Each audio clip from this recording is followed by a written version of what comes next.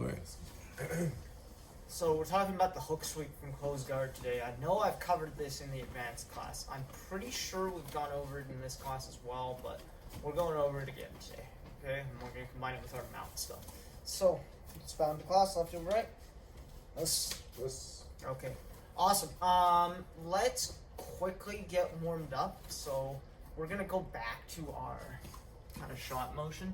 I'm not going to overcomplicate it for this class. I just want you guys to get used to the shot motion. So we're going to start from a stance, right? I've always referred to this not necessarily as a wrestling stance. You can do this from just any sort of athletic stance. Athletic stance just means your knees are bent, right? You're on your toes. I'm not flat-footed, right? And I'm here. This just gets you ready to move, right? You don't have to be down here. I'm not even going to stress about, protecting your lead leg or anything like that. We're going to take all of that away, and we're just going to focus on the level change. Okay, so just a normal athletic stance. Feet are split. I'm on my toes. I'm going to start. I'm not a fan of putting my hand on the ground. I don't think it's necessary. There are shots that have you put your hand on the ground, but I think it's much easier to learn, and it's better to learn without involving your hands at all, because sometimes you'll need your hands to do other stuff like hand fight or grab. So, again, keeping my hands free, I'm going to level change. So I'm going to get as low as I can, bringing my chest to my knee, right? So, level change. Now I'm going to push. Okay, my hands stay off the ground. I don't involve my hands for this. Now, I'm going to have one leg that's slightly behind. I'm going to refer to that as my trail leg. So I led with my left. My right leg is slightly behind. I'm going to step up, and now I'm going to rotate into that hip here. Okay, and that takes me right back to my stance. I level change. Again, bringing my chest to my knee, driving forward to my knees, and again, other leg comes up. I step, and I rotate, and that takes me right back to my stance. Done properly, if I start in the middle, I shouldn't really move off of this spot. So I level change, I push, I step up, I turn. I stay around this seam right here that's right in front of me. Level change to my knees, step, rotate. Again, I'm standing right over top of that seam. I'm just facing the other way now.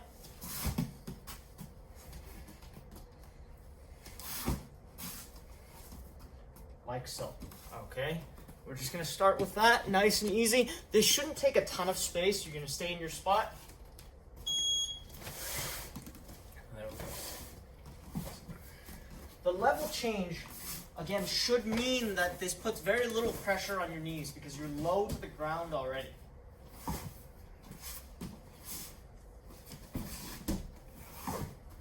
Good. There we go. Very good, Coach Nathan. Good.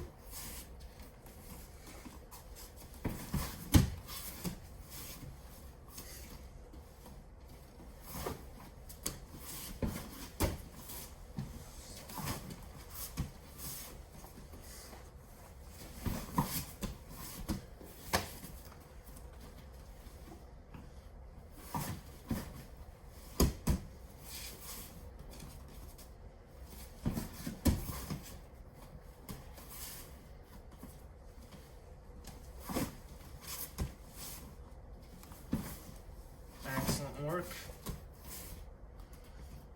This doesn't have to be super fast. And you can sweep right up to your feet as well. The point of this is to learn to cover distance, and more importantly, perhaps, learn to change your level. Right? This level change is very exaggerated. You won't always get this low for your shot, but it's a good habit to get into, is getting as low as possible. It's also going to help protect your knee.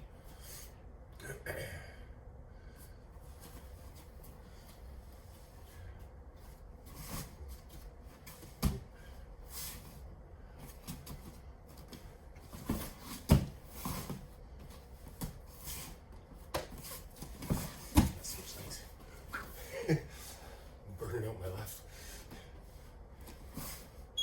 And time. Very good. Now, the point of level changing, so without getting super technical, when I'm trying to take someone down, The most basic way to think about wrestling defense is in 3 layers. So the first layer is the hands.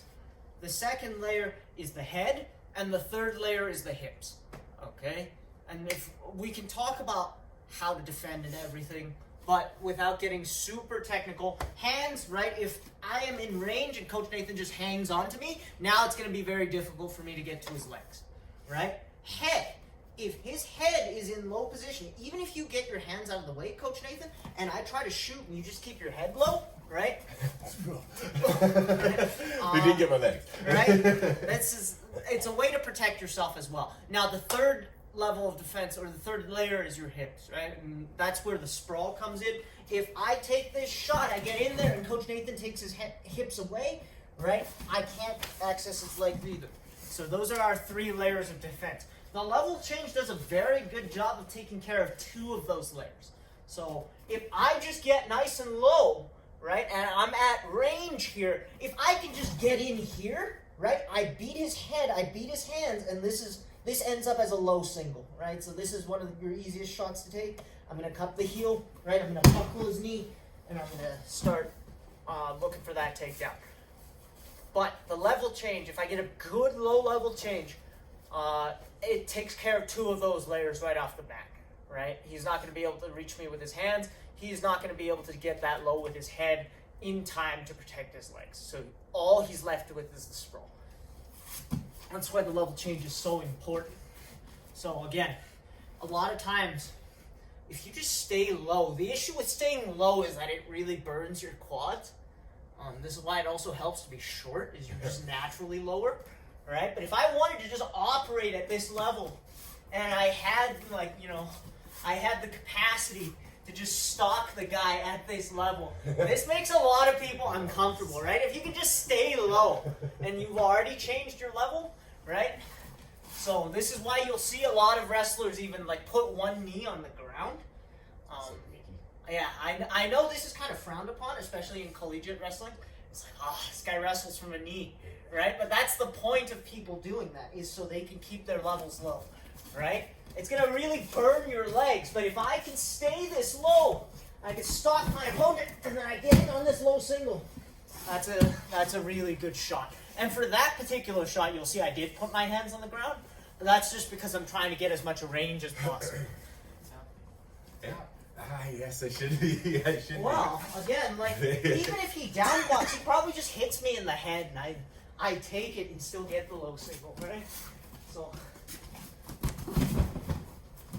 You gotta tap his head. Yeah.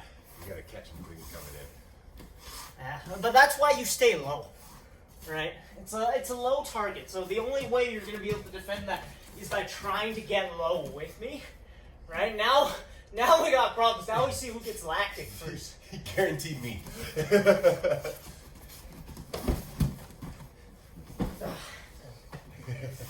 It's a good shot. I was so glad you got my arm involved. This is probably where height is Yeah, again, natural leverage advantage, right? You hear me talk about that all the time. All that means is that I'm just shorter. So Yeah. it's a good habit to get into, right? Level change here, and if you can, it's within your means, just stay down here. I guess someone gets that low in front of me. Let's do that for half an hour. Let's see, everyone stay in that level change for half an hour. Actually, let's do that for a minute. Oh, I was like, excuse me? Why not? Let's do that for a minute. So just get low. I can do this if you're just super lactic. I have a hard time, if I start getting the whole Yeah, I know, because you have... garbage range of motion on my ankle. Yep. Oh, wow, yes. Slowly building up. Yep, you'll get really lactic. And the challenge here is to try and keep your head up as well, right? You don't want to be down here. Yeah. You want to be Chin up. over here. Right. You kind of just stalk down here. It's going to feel really awkward, and your mobility will be limited. Right? That's why we... Yeah, there we go. Just doing blood sport guy. Start slapping the floor. Yeah. Because that's worked so well in the NCAA. Every time someone slaps the floor on defense. Yeah. And bucket. It's like, hey, half a second. Good. All right. Yeah. Now the actual lesson. So we're talking about the hook sweep from the closed guard. I've covered this in the advanced class. The hook sweep. In order to access this sweep, I'm going to need to generate some sort of angle. So, if my legs are locked, I need to find a situation to unlock them. If I unlock from here, Coach Nathan's just going to stand up. Right? So, now I've just given up my closed guard. What I want to do is I like to establish a clinch first. So I swim inside, pull my partner to me, and I'm going to either hug with the head and the tricep, almost like a punch block series, or I prefer, once I get my opponent down, much more secure hold is an underhook and the head. Okay, now I'm going to lock my hands tight here. So I'm underneath the armpit and over the head. At this point, I can open my guard. Because I have head control, I can manage my opponent's posture. If Coach Nathan tries to stand up now, it's going to be very difficult. I can even come up with him and look to put him down. So very few people will opt to do that. Instead, once I have this lock, right, he may try to, again, close in with me. I'm going to open up my guard. I'm going to twist my hips. Okay, so my hips were square. I'm going to twist my hips out to one side, and I'm going to shrimp so I can insert this hook. Okay, notice I've inserted the hook opposite the side where I have this underhook. This is because I'm going to keep this arm trapped as I look for my hook sweep. So I've got my hook, right? I'm going to lean into that arm with my ear, pinch it with my shoulder, and you can either push the knee, or I prefer to just stick my foot in the ground and take your partner over. I keep this set up. Talks about this in the advanced class. I can immediately start looking for chokes, looking for arm locks. Okay, so I swipe. I get under the arm, over the head, and I lock up. Open up my guard. I twist my hips to create some space opposite the arm. Okay, stick my foot in the ground, move my hip out. I can even push on that knee to find my hook. Now I'm going to create some space with that hook, extend the arm, put my foot on the ground, and start to elevate, taking my partner over. With the dummy now. It's going to be much easier with a dummy. But same sequence. Swipe the hands, under the arm, over the head. Open up and twist. You can see my dummy has much less structure than a real partner. I get my hook, I put my foot in the ground, and now I can focus on elevating, rolling my opponent over, and establishing my mount. Okay? So clinch, twist, establish your hook, and then elevator to sweep. Off you go.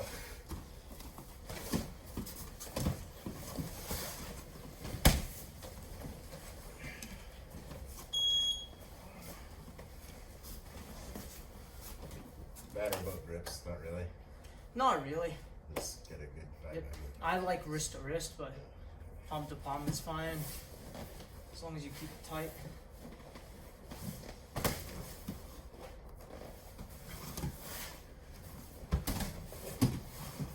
That's it, Loic. Get your hook, and then you're going to sweep Daniel to your left. Get your right foot as a hook. Your right foot, you're going to hook under his hamstring. So move your butt out, get to your side, hip out to your right. Other way. Other way there, Loic. There you go. Now put your right foot in as a hook. Right foot in as a hook underneath his hamstring. You're going to lift and elevate. Yep, take him that way, towards your left. Towards your left. Lift with your right hook, take him towards your left. There you go. Good, Kelby.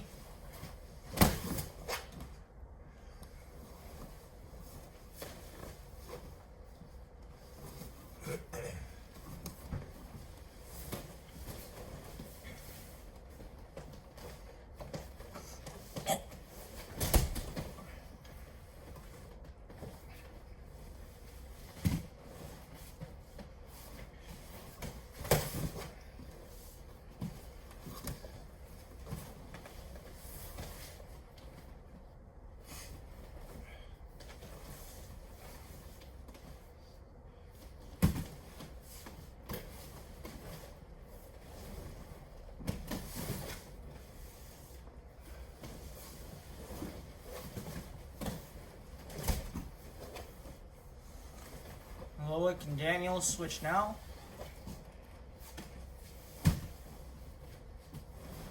That's it, Noah. Ryan, set it back up, back to your guard, right? Twist.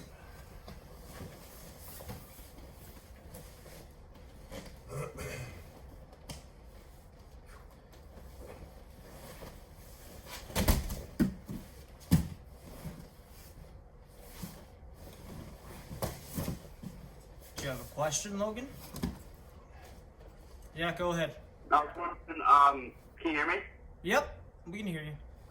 When I have the butterfly hook, should I extend and do the sweep at one motion, or should I extend first and then sweep, like in two, or is it better with one motion, probably? So generally, and I actually hate when I get asked this question because hypothetically, when multiple directions are involved, you always want to do them at the same time. But the reality is often a little trickier, right? So here's what Logan's actually asking about. So say we're doing like a traditional butterfly sweep, right? So I've collected the arm, I've dropped to my side, I'm kind of over here, right? Hypothetically, I would press into the ground, elevate, and take him right over. But a lot of times, depending on his weight distribution, depending on my opponent's weight distribution and everything else, right, I'm going to have to create a little bit more elevation first. I might have to get this leg further through, start hopping up, and taking him over. It's going to depend on, again, weight distribution and leverage and your initial positioning. A lot of times I find, especially when the guy is big, I'll have to kind of bounce the guy on my hook a little bit just to make sure I have his weight where I want it, and then I'm going to start taking him across. But theoretically, I think the correct answer is you do it in one motion, right? You start elevating, you start taking him across, and you plant your foot in the ground. Do you use that stretch out to get your foot planted to the ground more than not? Do you know what I mean? Like, yeah. So you get your butterfly hook in and stretch out so you can get that base foot in to start going up with. So I do have to establish that plant foot or the support leg first. Right. But in general, right, the idea is to do it all at the same time, but I find that that's rarely the case when you're doing this to a resisting opponent. So yes and no. I'm sure that's a very clear answer. All right, now, with that, we're going to talk about combining this sequence with the technical mount that we did last class. So I'm in close guard here. Actually, I was just gonna say, as you get better and more fluid, it will become one movement. Yes. So the correct answer. As you're learning it, it might be 3 movements. Generally, it's a 2-movement process. It's a hip out, a hook set, and then a sweep. So it's 3 movements is usually what you would break this down as. As you get slightly better, you might do it in 2 movements. And as you get really good, you might do it in 1 movement. But as I So say, it's I'm not, bad at it's, again, if you're just learning it, don't worry, 3 movements is fine. Just work on your finesse and your timing. Timing will make this a 1-movement technique. So it's important to also mention, if you ever get here and you feel like the person's kind of hulking out the posture away from you, it's fine to kind of let them up. So he's posturing, I plant my feet in the ground, and then this just becomes like a bad wrestling takedown, right? I can just squeeze and twist them, or I can come over, and there's the body drop, right? So it's not necessarily bad if the person's hulking out to posture away from you. I get asked this question a lot. What if, the guy's really, really strong and he's coming up and I can't establish my hook? That's fine. You just come up with him, plant your foot in the ground, and you can twist. But once we get here, right, my first motion, because I'm not super flexible with this leg, right, you see I can't really just bring my heel to my butt and get my hook in. I know I'm going to have to make some space. So once I get here, I'm going to twist my hips, almost separating with that knee, right? I twist my hips, move my butt out to my right, opposite the arm, and now I can put my hook in, I can set it.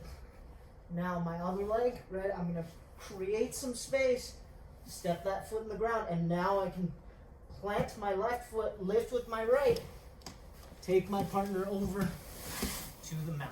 Thank you. You know, like, Right here. From here, we're talking about the technical mount. We can work a bunch of stuff from here, but if I wanted the technical mount from this clinch, it's actually quite simple for me to just pull on the head and the arm to start to get my partner onto his side, and then turn my body to kind of feed him into this position. At this point, hook the arm with the top arm, right? I can lean over, bring my leg across, bringing this foot into the armpit, falling back and taking my arm lock. So, again, just from the mount. So, with the clinch, getting to the mount, right? All I'm gonna do is I'm gonna pull up on my partner's head and the arm. So I'm gonna pull everything to me, and step up on this leg, and I'm just gonna turn, right? Keeping my hands locked. Once I get here, I can release. My one hand can continue to hold the head, and I can collect or gather this arm. At this point, I can either opt to release the head, maybe think about managing this leg, or I could keep the head to limit my opponent's mobility. Observe this leg walk high into the armpit. You can keep your arm down. I can just move this leg, right? Kind of crawl it along the floor, and now bringing the leg over the head, releasing and attacking the arm bar.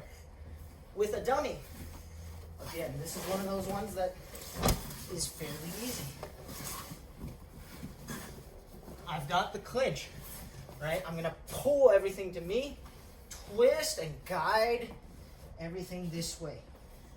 Okay, and I can set my knee behind, set my foot in front, gather, I'm gonna go 2, or I can grab the pants, doesn't really matter. I'm gonna grab the pants in this instance, I lean to the backside, bring the leg over, fall back, pinch my knees, take the slack out of the arm and lift my hips. Okay? So, let's just put it together right away. Hook sweep, clinch to mount. You're gonna pull up on the head and the arm, turn your partner to the side, and then use that situation to set up your arm lock.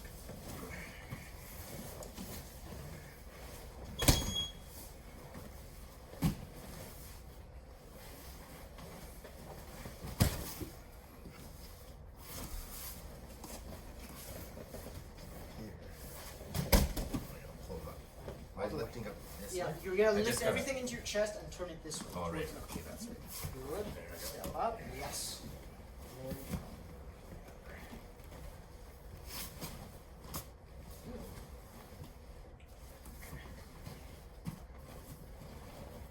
Isn't that step of pulling everything up? That's kind of like the tip here.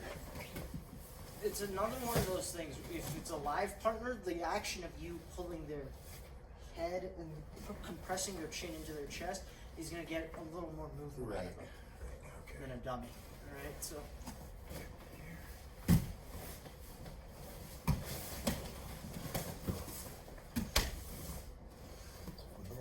hook sweep, get into the mount. You're going to clinch, pull, set up the technical mount. Very good, Nigel. Good, Daniel. 20 seconds, and I'll have the two of you switch.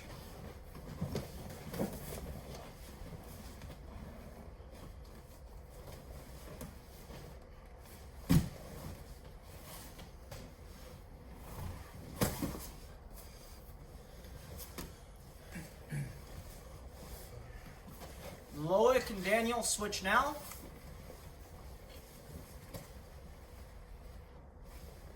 You're gonna have to release that arm.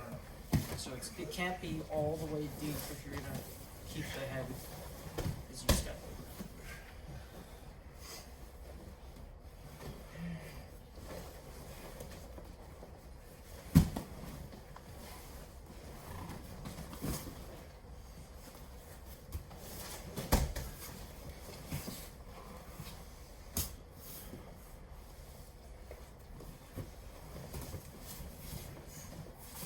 Seconds. So Jack, when I'm here, so I'm gonna like Step up, yes. go in here, Pull. and then I'm just gonna Just Yep, twist them wrench, down. and then chuck with your shoulder. Okay. Chuck with your shoulder. So, right. Yes, Chuck it over there. and grab. There. Okay. So what I was doing, I just didn't know if I was Like here. kind of missing it to get it to really turn. But Again, the dummy isn't very reactive, right? It Yeah. doesn't respond to getting its neck cranked. totally, yeah, that's just it. Like it's when I pull it up to get into my chest. Like, should I be getting him right to his side, or I guess just You'll have to do a little more work shucking. yeah. Whereas a live partner will kind of turn you forward Kinda because jump off. it's very uncomfortable, right? They'll Right. squirm a little bit. That'll Right. make it easier. They're gonna drop to the side that there are. So Correct. right. Time. All right, we're gonna jump right into our round. Let's start from closed guard today. We can work some of the stuff we've been going over here. Closed guard, good. Clinch. Under the arm, around the head. Hook sweep to mount. Good. Right away, technical mount. So hold, turn, gather the arm. Technical mount. Good. Technical mount. Take the back. Who's gonna call for an arm bar? Good. From here, rear naked choke. So reach around, go hand over hand, slide behind. Rear naked choke. Good. Remount. Take your top hook, kick your dummy away from you, turn over the top, get back to the mount. Good. From the mount, Americana. Good. Release the Americana, pop up to knee on belly. Knee on belly, arm lock. Back to side control. Reverse scarf. Step over mount. Good. And Americana. Americana to arm bar. Let's see who might do this one. Good. Arm bar switch. Gather the forearm. Slide your butt across. Get to the other side. Good. Americana switch. Stop in the S mount. So switch your butt over the middle. Stopping in the S mount. Good. Retreat to regular mount. Excellent. Pop back up to knee on belly. Jump switch. Jump switch again. Windshield wiper. Windshield wiper. Knee on belly arm bar. And time. Nice work, guys. Whew. Leave the last couple of minutes for any questions anyone might have on anything we've covered today. Again, there are easier ways to get to that hook sweep, but I feel like just hugging the head and kind of grabbing the tricep is far less secure, and it makes the position much more vulnerable to power, to raw power, right? Whereas if I clinch and my partner tries to come back and away from me, I can get up with them hanging onto that clinch. If I'm just hanging onto the tricep and the head, it's going to be much harder for me to come up, and I might lose those grips as my opponent postures away. Okay, that's why I chose to teach this technique this particular way. It makes the hip escape much trickier, right? Because you're trying to keep your opponent tight. You're trying to minimize the distance, but you're also trying to move your hips out. So there's that kind of dichotomy there. More like a pure grappling. Yes, and it is more of a pure grappling position, although you could use it. Joe Lozon has used something very similar in MMA. It's been a while since Joe Lozon's last fought, but if you go back and look at it, he's very good about using that clinch and kind of keeping everything tight. Didn't he have one random fight last year? This might have been like last year, it might have been 2 years ago. I feel like he hasn't fought in a really long time. It's been a while. I just remember he won, and he was kind of like yeah, and it wasn't great. The last time I remember him fighting was against Marcin Held, and he lost against Marcin Held. But that fight was like so uninteresting that Marcin Held won and got cut, I think.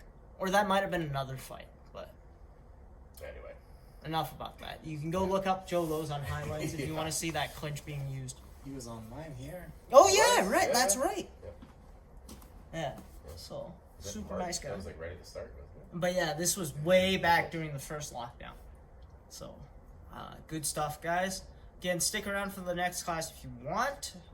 We're going to go over some more arm triangles. Didn't get to go over old school Kanagatami, and I also wanted to talk about the arm triangle from the back. Or, if we happen to be wearing gis, the Ezekiel.